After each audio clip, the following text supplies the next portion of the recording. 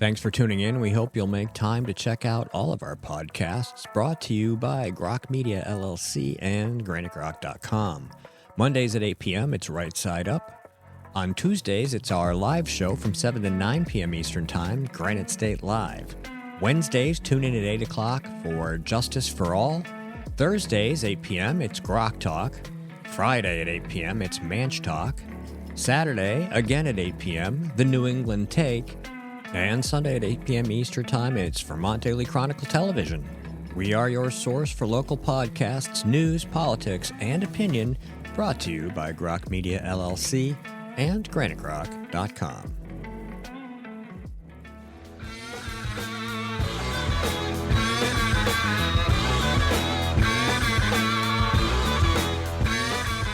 Good morning, ladies and gentlemen. You're listening to Right Side Up. My name is Mike Taglavia. My co-host this week is Nathan Peets. Glad to be with you, Mike. Glad to have you with me. So we're going to try to keep this one as uplifting as possible. There's all kinds of stuff to talk about if you want to hear about things that are going wrong or the struggles, but I'm going to do my best to find stuff that gives us a little bit of glimmer of hope. Mm-hmm. Here. So first thing that I want to do when we have Nathan join us, I want to have Nathan, like we did the past couple of shows, please go ahead. We're going to do a devotional because I think, especially with last week being Holy Week, this is a good time for it. So have at it, Nathan. All right. Well, thanks for the opportunity again. Good Friday, we observed the death of Jesus for us, the truly innocent victim. And on Saturday, we remember his death, right, that he is entombed. And the good news of this is that Sunday is coming. Right. And the ladies come to prepare his body, as they didn't have time to do, since it was approaching the Sabbath on Friday.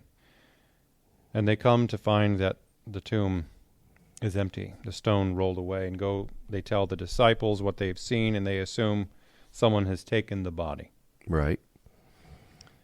So Peter and John both run to the tomb. John looks in and sees where the grave clothes are lying, but he doesn't enter in, and of course Peter just goes right on in. Mm-hmm. And sees, and they believe that he has risen from the dead. At the time, John remarks, they didn't know the prophecies that he must rise from the dead. Okay. And this is all the remarkable because he had been telling them that he had to be crucified, that he would die, and rise again the third day. He told them this repeatedly, but it didn't sink in. Has God ever done that in your life, you know? Like, hello, McFly. Yeah. Right? Well, we're not the only ones. The disciples themselves were like that. So they probably thought he was speaking figuratively, right? Yeah, right. But he doesn't stick with them. He appears to them and then he disappears. And so they're going to go relay, I saw the Lord. And other disciples are going to say, well, when are we going to see him? You know? Right.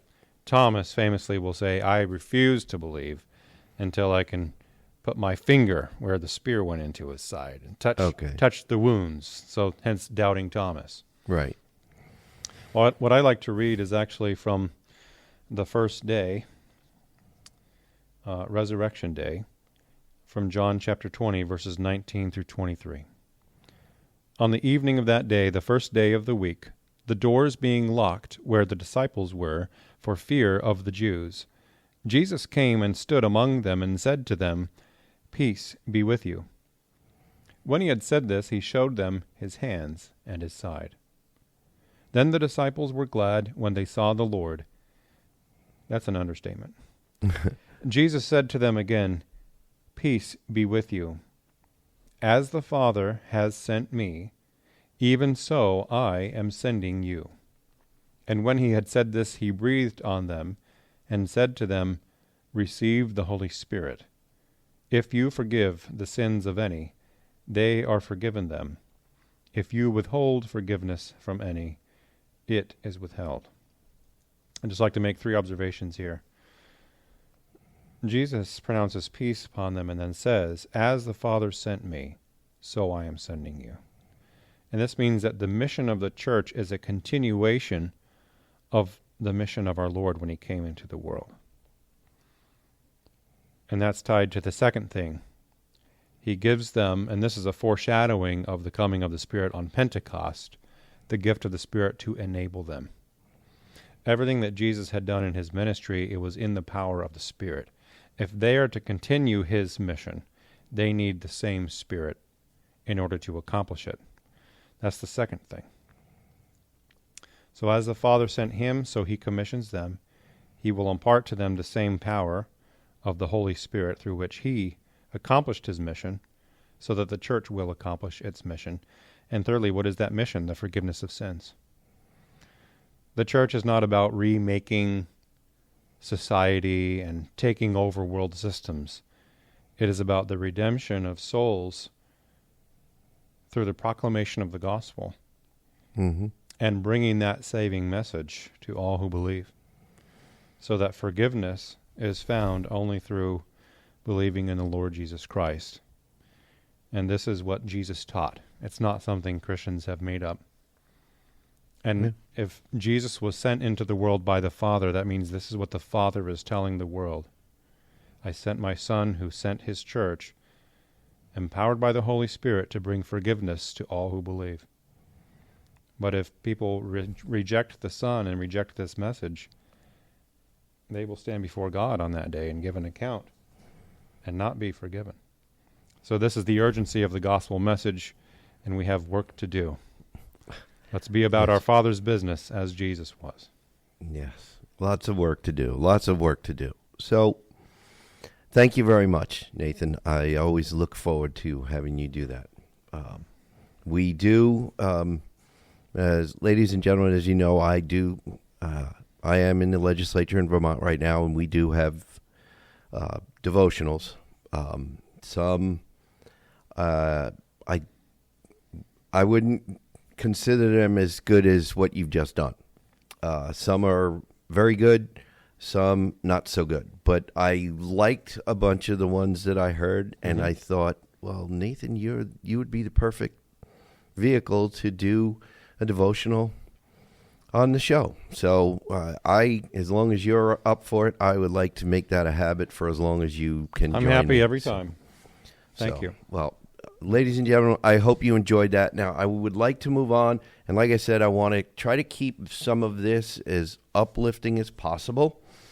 So with that, I want to talk to you about repurposed drugs. And the first one, or the one that I want to talk about this segment, is ivermectin. And this article is titled, "Is Ivermectin the Key to Fighting Cancer? People are being cured all over the world." And this is off of the site whatfinger.com. And I think it takes a bunch of articles from a bunch of different sites. But it says, ivermectin found fame and in some corners of the media in infamy during the COVID-19 pandemic for its groundbreaking use by medical experts in the early treatment of COVID. Ivermectin is once again being hailed as a medical miracle for its potential application in the fight against cancer.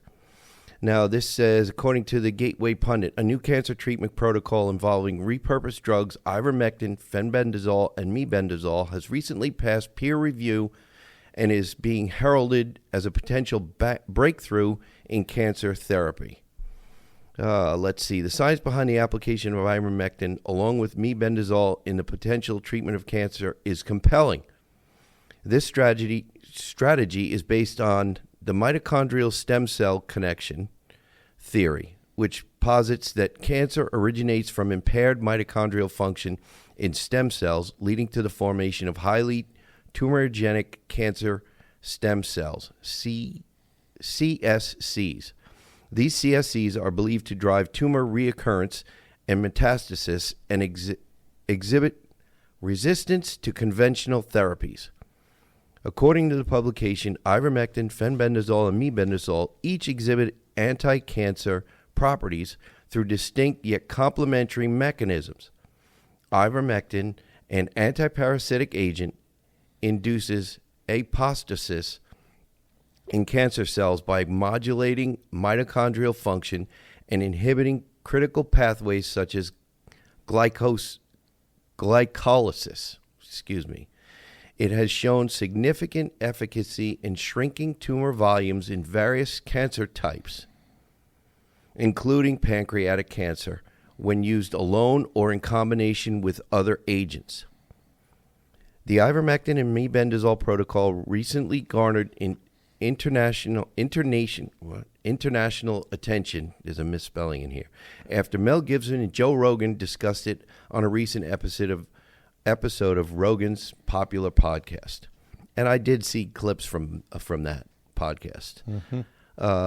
Let's see. According to the Economic Times, in a candid conversation on comedian Joe Rogan's podcast, the Braveheart star revealed that two of his close friends who had been battling stage 4 cancer experienced remarkable recoveries after using ivermectin and fenbendazole, drugs commonly employed to treat parasitic infections like roundworms and threadworms.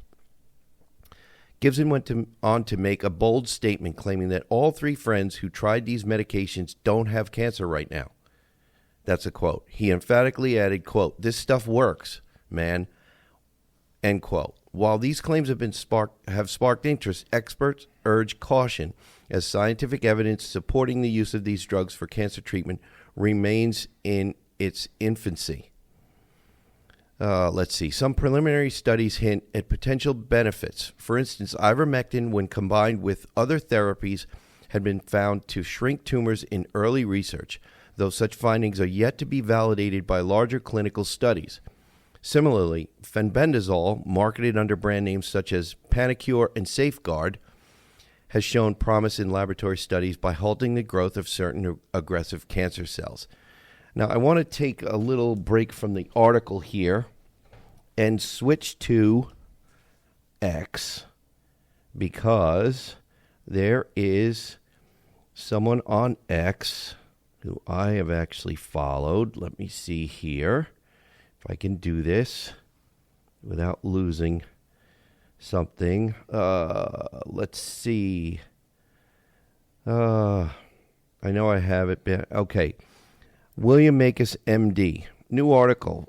Ivermectin, fenbendazole, and mebendazole. Testimonial. 40-year-old woman, international athlete, was diagnosed with 11-centimeter cholangiocarcinoma, inoperable. Had a dramatic response after 5 months.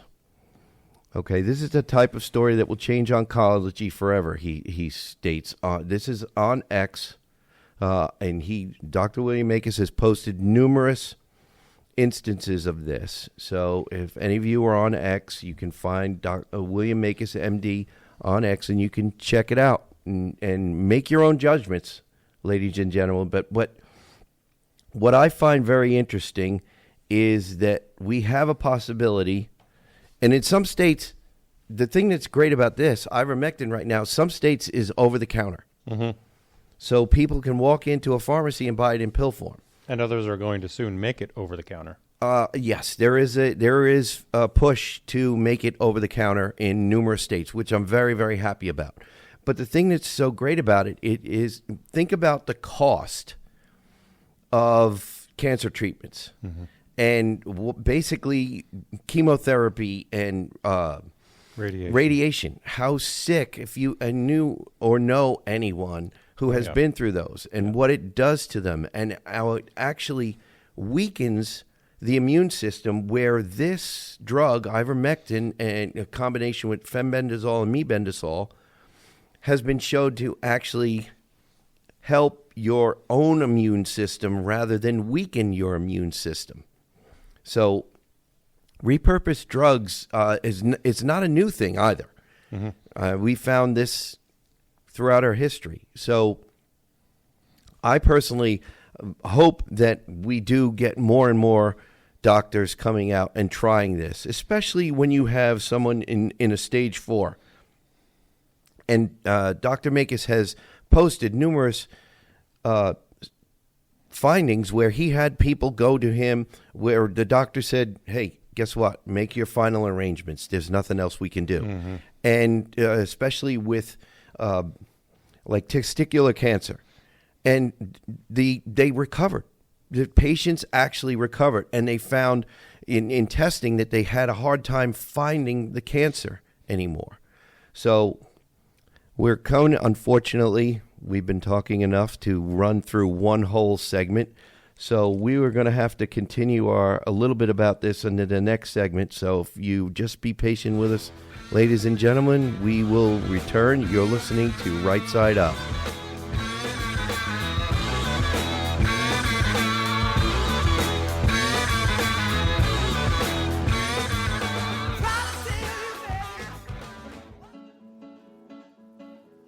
Not everyone can get up every day and look for ways to piss people off. But here at GraniteRock.com, we do that almost every day. I can't tell you how many times someone's lost their SHIT and threatened to end us. We're still here, pissing people off. It's almost like we enjoy it. And we've been doing it since 2006. That's almost 2 decades of news, politics, and opinion, and now podcasts, and we're just getting started. We believe in principles before parties and politicians. We defend free markets and individual liberty, and if that makes you mad, it makes us smile. We're like Grandma after she stopped caring what other people thought. If that sounds refreshing, you need to check us out. This is Steve McDonald for Granite Rock, and we'll keep shining the light on them for you.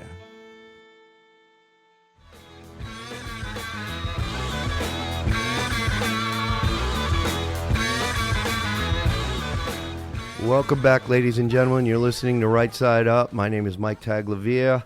My co-host today is Nathan Peets. Thank you, Nathan, for joining us. My pleasure. And we're going to get back into this article about ivermectin, fenbendazole, and mebendazole because I think it's very important, and there are some other things in this article that need to be pointed out because it's been lost.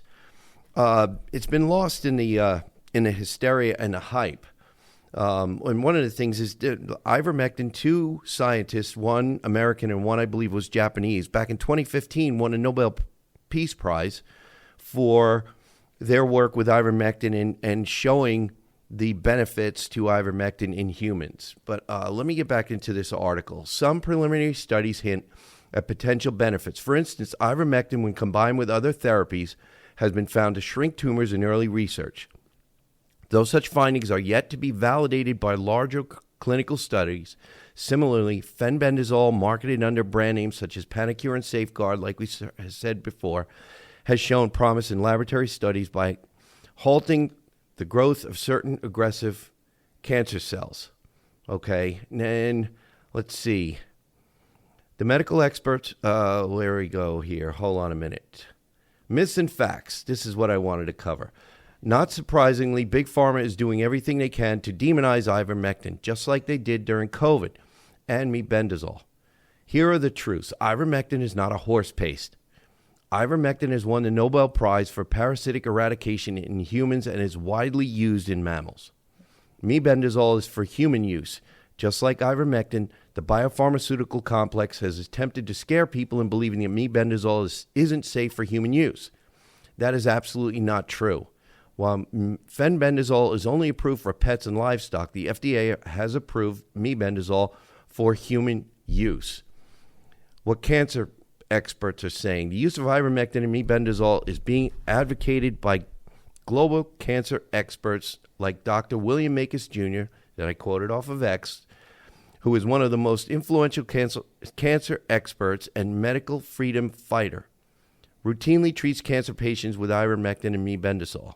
Indeed, Mr. Makis' Substack is chock full of success stories directly attributed to this combination. So, Substack.com, ladies and gentlemen, I've quoted numerous authors from Substack, so you can find Dr. Makis as well on Substack, and I'm sure you'll be able to read lots and lots of success stories.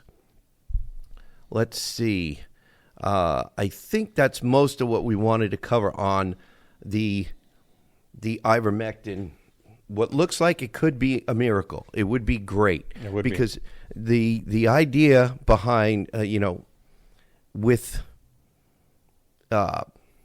radiation therapy and chemotherapy, how many people have dealt with the effects of that? And if we can treat cancer without putting people at risk of having their immune system weakened instead of turbocharged or supercharged, why wouldn't we try? Why wouldn't we want to see if this is actually something that is going to cure cancer? Wouldn't that be wonderful?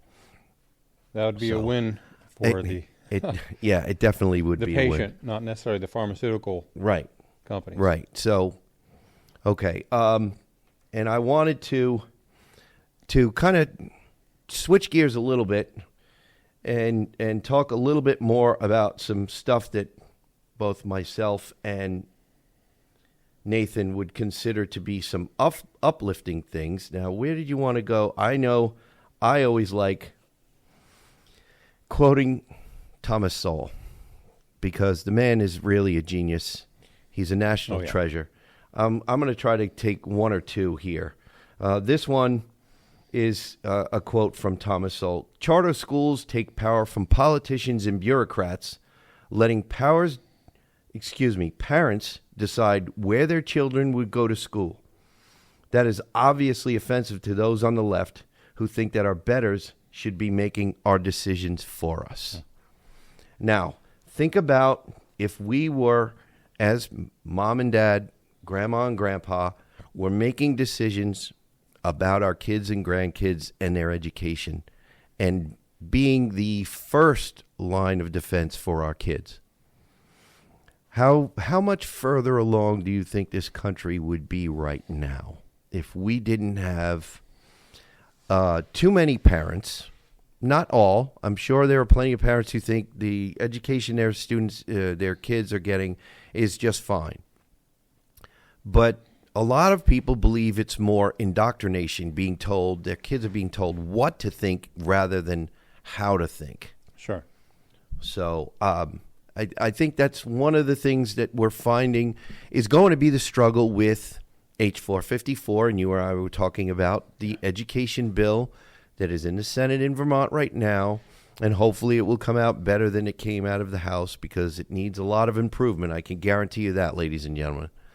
But it's just lots of things to think about, and uplifting thoughts is what we're thinking about. So options, charter schools and school choice, H89, for those of you who are listening, it's about options. Life is all about the options. Let us make our own choices. Let us make our own choices for how we're going to raise our kids and how we're going to teach our kids. I'm sure we'll be able to find a balance. All we need to do is debate this and not demonize each other. So, Nathan, I'll give you the floor in a minute, but I've got one more Thomas Sowell quote because I wish I could think these thoughts like he does. One of the most important reasons for studying history is that virtually every stupid idea that is in vogue today has been tried before and proved disastrous before, time and again.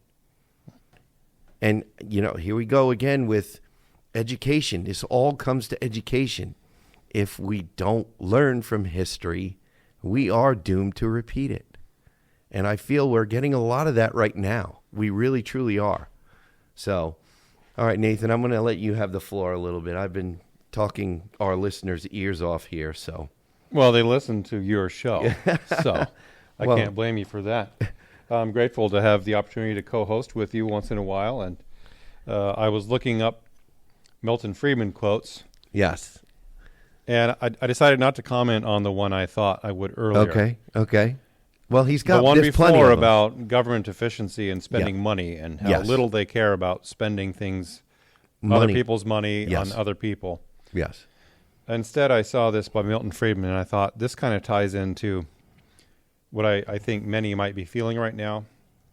Only a crisis, actual or perceived, produces real change.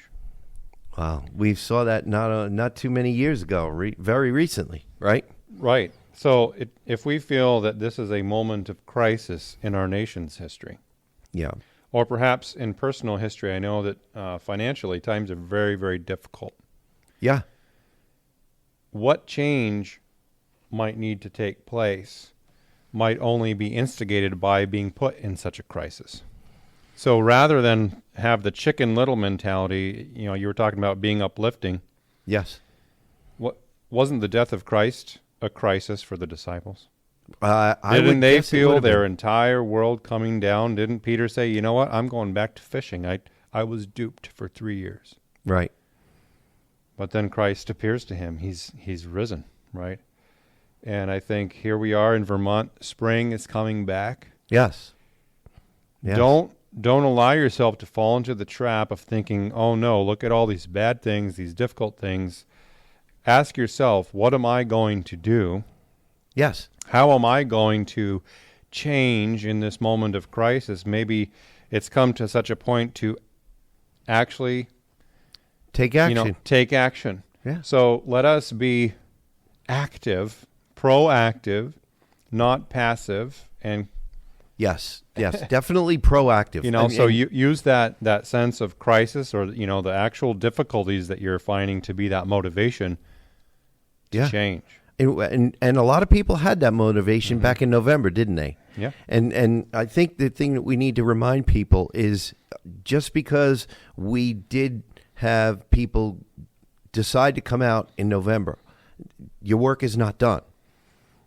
If you did vote because you wanted the direction of the state to change, stay involved, pay attention, find out who your representatives are, find out how to get involved with them, maybe visit with them, find out when they're going to be at a town hall, ask them if they're going to have one. That's one of those things I still need to do. Right. And so engage with them, find out if they need help. It's quite possible that they do, so that you can stay and you're going to find out, I think, and Nathan, you can probably build on this. I know for me, getting out there and talking with people, it really is liberating. It feels good to get out and talk with people. Right. And you know what? You find out you're really not alone. There are a lot of people out there who are like you, who don't like the way that the direction that the state was going in, and they want to see it changed. And the way you do that is stay involved. Find people who agree with you, who want to see the direction changed, who want to see taxes come down, who want to see their school systems made to be serving their students and the parents better, and giving parents more rights in their kids' education. There are people out there that you can join with. I'd like to build on that just a little bit. Go ahead. I think if we're in a moment of crisis here in Vermont, that the legislature still seems unresponsive to the actual needs of many of the people in this state. And I think that's coming more and more to light. You're correct. But I think that crisis should lead to this change of the people themselves building the social infrastructure, the social network, the communities. Do you know the people who are going through the same things that you're going through? Yes. Are you organizing? Are you getting in touch with your representatives? Let's begin building this public accountability economy. Yes. We find out, what are our real needs?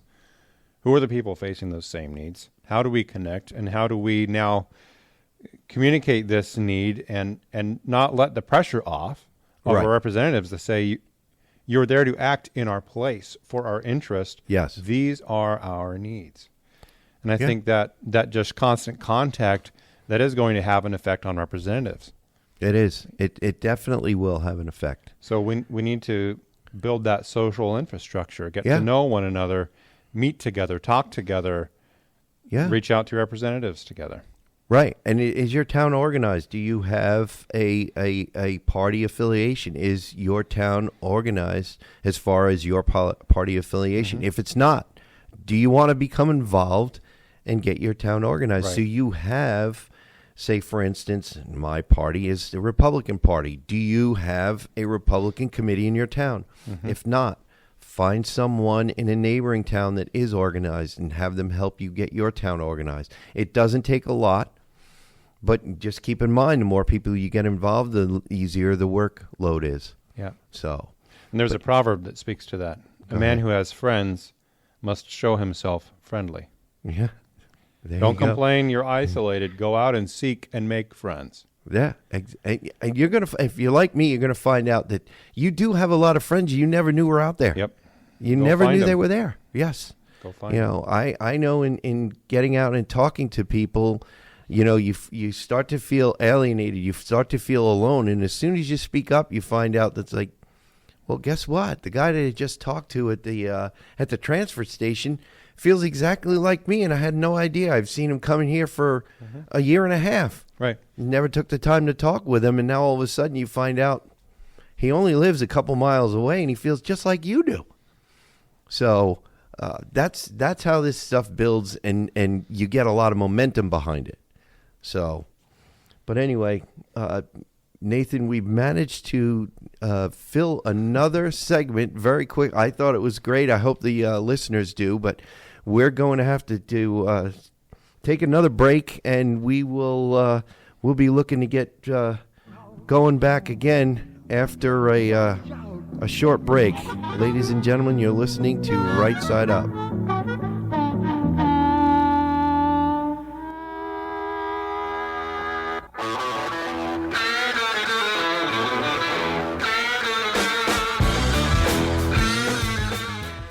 Thanks for tuning in. We hope you'll make time to check out all of our podcasts brought to you by Grok Media LLC and GraniteGrok.com. Mondays at 8 p.m., it's Right Side Up. On Tuesdays, it's our live show from 7 to 9 p.m. Eastern Time, Granite State Live. Wednesdays, tune in at 8 o'clock for Justice for All. Thursdays, 8 p.m., it's Grok Talk. Friday at 8 p.m., it's Manch Talk. Saturday, again at 8 p.m., The New England Take. And Sunday at 8 p.m. Eastern Time, it's Vermont Daily Chronicle Television. We are your source for local podcasts, news, politics, and opinion, brought to you by Grok Media LLC and GraniteGrok.com.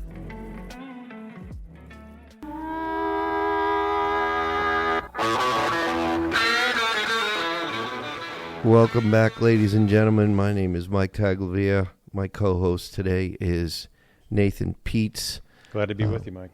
Glad to have you. Before, ladies and gentlemen, we get back into our discussion, I would just like to remind our listeners, if you'd like to try to reach us, drop us a line, rightsideUpradio@gmail.com. If for some reason you cannot get us, receive us on your radio at WNTK, try WNTK.com. Find the podcast button, click on it, scroll down to Right Side Up, and you can listen to any number of our shows. And by all means, share it with a friend if you like it. You can also find us on GraniteGrok.com. You can find us on 80 Scoop Facebook. And you can also find us on YouTube. I believe it's at 802 Scoop on YouTube. So we are getting our word out. We are spreading. Oh, and by the way, you can find us on Podbean, because our podcast, our radio show, is converted to podcast form and put on Podbean by WNTK. So, like I said, we are continually expanding, and we are talking to another venues to get our podcast on. So we're still growing. We're still growing. So thank you very much for listening and spreading the word. So Nathan, where do you want to go from here? I don't know what. We're trying to keep this uplifting. I know there's plenty of stuff to talk about with respect to the struggle we have to right the ship, both in New Hampshire, although we haven't talked too much about New Hampshire politics, and mostly in Vermont, which seems to be still resisting, because we have the majority, still resisting the getting the ship turned around. But we're getting there. We're getting there. In the interest of uplifting, another proverb comes to mind: a merry heart does good like a medicine. There you go. And I like that one. I like that one a lot. Even smiling can alleviate pain and improve your mood. Just the physical act of smiling. But I saw this brief article, and there's a video interview that I didn't have the time to watch yet Right. of this woman, Daria Bishop. So this is on WCAX News, published yesterday, April 18th, 2025. And it says that 7 days freelance photographer Daria Bishop started buying Pez candy dispensers. You know what I'm talking about. Yes, I do.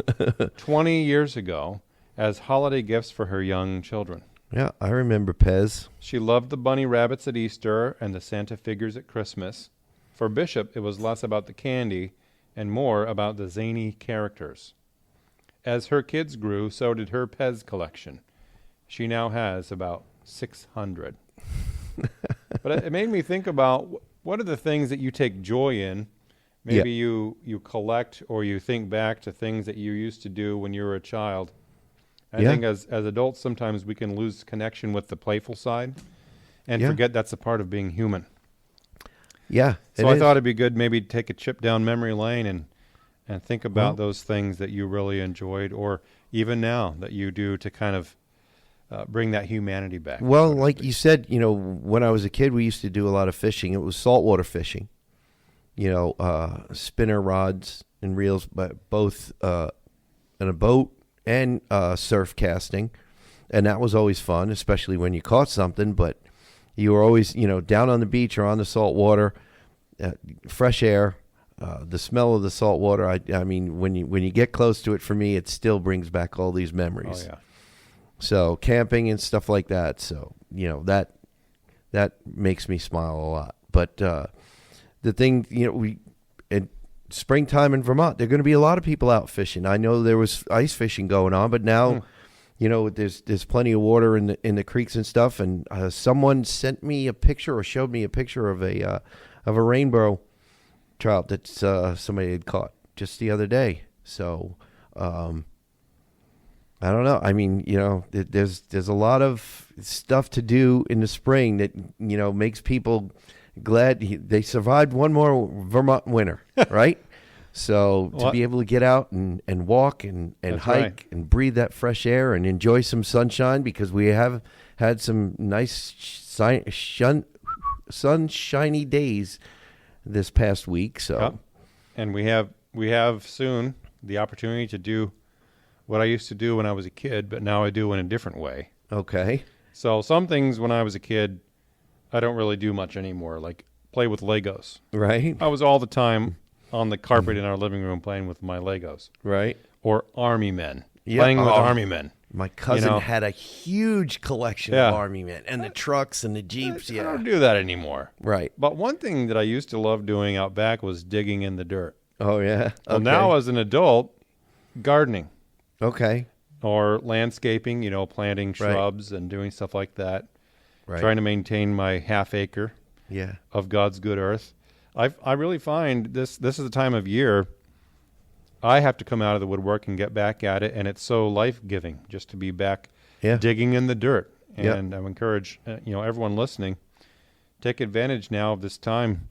Get back to doing those things that you love and make the most of every day. Yeah, my wife and I were just talking about getting the garden ready. She likes planting potatoes. She's managed to do a pretty good job of having a decent harvest the past, 3 years or so, even up here. It was really tough just picking rocks the first couple of years to make enough room. That's Vermont, isn't it? Yeah, well, especially with potatoes, because, they're tubers. They grow under the ground below the surface, so every little thing that a potato has to grow around is going to give you an imperfection. So, we were picking buckets and bucket loads on my tractor of small rocks to keep the garden clean of rocks for her potato harvest. So now it's much better, but we were just talking about that just yesterday. So. Have you ever heard of the Ruth Stout method? No, I think I might know it, but I never heard it called that. Well, she was a woman who'd been growing food all her life. Right. But as she aged, she found she needed to develop less intensive ways of growing food. Right. And she developed this way to grow potatoes where you essentially clear the ground. Yep. And you drop your potatoes on the bare earth and you cover it not with straw, but hay. Okay.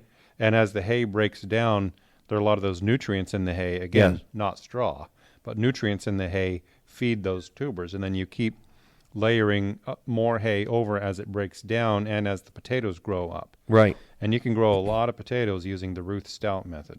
I'll have to tell my wife about it. Yeah. I did not know that. I heard 2 different types of methods as well. One was take a stack of old tires Yes. and just keep filling them, so you get a stack of tires, and so they're growing up, so you can stand up while you're tending to them. And then when the time comes, you can just knock the stack over, push it over. Yeah. And People then had it's great easy. success with that. Yes. Or actually take some, like an old feed bag, and fill it and just stand it up so it doesn't fall over, and fill it. And then all you do, since it's a used bag, you just slice it open and knock it over. Yeah. We've never tried either of those, although probably wouldn't be a bad idea. But those are the 2 other methods that I've heard of. We've only done the conventional method.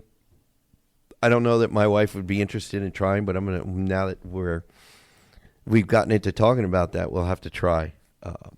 I like just getting out in the woods with my dogs and walking. To me, that's the way to just disconnect and unwind, and you get plenty of fresh air. And like this morning, I was out because turkey season is right around the corner. So speaking of spring and renewal, and there are a lot of guys who can't wait for May 1st to go out. And those and turkeys are bold as brass, too. Well, they're bold, but they're really tricky. They're really smart. They have really keen eyesight. So if you think you're just going to go out because you see them in your neighbor's hayfield or whatever, you think you're going to go get permission from your neighbor to go just walk out there and shoot one, you better do a little bit of planning, because they're a little bit more wily than you think. I know they're very attuned to their environment, and they notice anything that's not natural.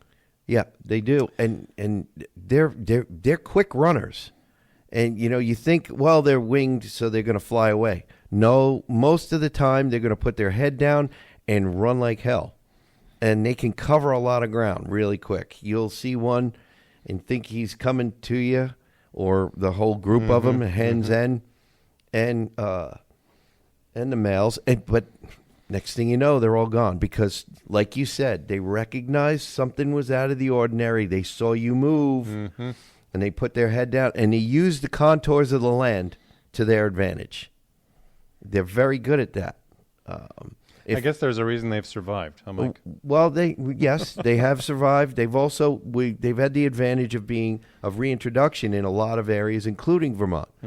But with some wise management practices, and managing the hunting season and stuff like that, they've managed to flourish. So, maybe not so much. Sometimes you don't see them. You see them a lot around dairy farms because they love corn. They'll go to the cornfields, or they'll go to where the dairy farms or the cattle farms are spreading manure. But they're all over. I've seen them all over in my neighborhood. So they're very adaptable, but like you said, they're very wary creatures. Yeah. But so what else can we talk about? Like you said, spring and uplifting. Just a few more minutes, and then we're going to be able to set our listeners free for a while. But well, think about this. Grass never stops growing even underneath the snow. Yeah. But the rate of growth increases dramatically. Yeah. I think we can understand ourselves in the cycle of the year. We're still doing and active during the winter, but when it comes time now, we need to really go at it and spring back to life. Yeah. Take advantage of opportunity. Yeah. Find those things you love to do or want to do, and don't allow yourself just to sit there. No, don't. Yeah. It's easy to become very idle. Yeah. If you allow yourself to. But, it's interesting you bring up the grass growing, because when I was walking around in the woods today, I could already see stuff greening up. Oh, yeah. And the buds popping. Like, sugar in season is coming to a very rapid close here, because, the buds, it's gotten warm enough, so the buds are popping on the trees, so that's going to change the sap. So it's a new season. Time to get out. Time to talk with your neighbors, like you said. Yep, that's right. So, but yeah, it's a great time of year. This is spring and the fall. I don't know about you. Spring and fall are the best times of year for me. It's just, you don't have to worry about the heat. You don't have to worry about the humidity. And thank goodness, I don't know how much you have to deal with gravel roads. My road is a gravel road, and thankfully, ladies and gentlemen, I don't know how many of you have to deal with mud season, but mud season right in my neighborhood was not awful this year. And I think that has to do with, it just seemed to, I don't know if you noticed it, it was much more gradual warming. It didn't seem like it was all at once. Yeah, I agree. It was less violent. Yeah.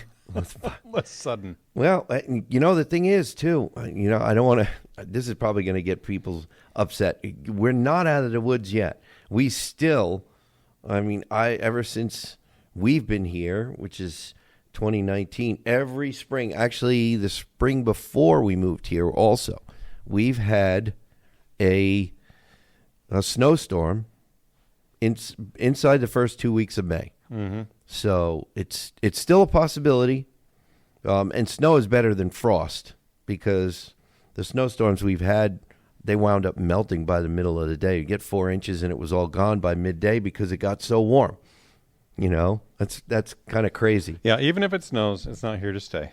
No, it's not. Not anymore. Yeah, not anymore. So, but anyway, well, ladies and gentlemen, I hope you enjoy this show. We tried not to talk too much. Give you too much of a downer this time, because there is a lot to stuff to be worried about and concerned about. But this show, we wanted to try to keep it in a little bit uplifting. So we're thankful that you listened. Remember, stay safe, stay informed, listen to Right Side Up.